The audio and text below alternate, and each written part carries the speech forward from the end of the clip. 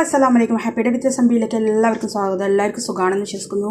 ഞങ്ങളിവിടെ സുഖമായിട്ടിരിക്കുന്നു. കുറേ ആയല്ലേ കണ്ടിട്ട്. അപ്പോൾ ഞാനൊരു ചെറിയൊരു ടിപ്സായിട്ടാണ് വന്നിട്ടുണ്ട്. ഇവിടെ ചൂട് കൂടുതലാണ്. അപ്പോൾ നമ്മൾ ഇപ്പോൾ എല്ലാമെങ്കിലും തന്നെ നമ്മളിപ്പോൾ ഉള്ളി കൂടുതൽ വാങ്ങി വെച്ചെന്ന് വിചാരിച്ചോ, അപ്പോൾ ചീത്ത ആവണ്ട എന്നുള്ളതിൽ നമ്മൾ ഫ്രിഡ്ജിൽ വെക്കണമല്ലോ.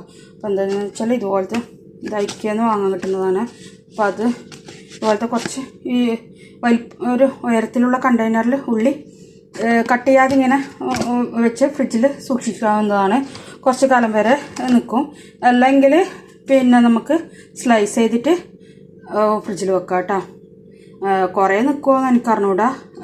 ഫ്രീസറിൽ വെച്ചാൽ ഇതുപോലെ ഉള്ളി ഫ്രീസറിൽ വെച്ചാൽ കുറേ കാലം യൂസ് ചെയ്യാൻ പറ്റും. പിന്നെ ഒരു മാസത്തോളമൊക്കെ നിൽക്കും. പിന്നെ താഴെയാണെങ്കിൽ എത്ര നിൽക്കും അറിയില്ല. വേഗം എടുക്കേണ്ടി വരും. ഫ്രീസറിലും സൂക്ഷിച്ച് വെക്കാവുന്നതാണ്. അപ്പോൾ എല്ലാവർക്കും ഈ ചെറിയൊരു കുഞ്ഞു ടിപ്സ് എല്ലാവർക്കും ഇഷ്ടമായെന്ന് വിശ്വസിക്കുന്നു. ഇഷ്ടമായാൽ ലൈക്ക് ചെയ്യുക, കമൻറ്റ് ചെയ്യുക, സബ്സ്ക്രൈബ് ചെയ്ത് ബെല്ലൈക്കണും കൂടി പ്രസ് ചെയ്യുക.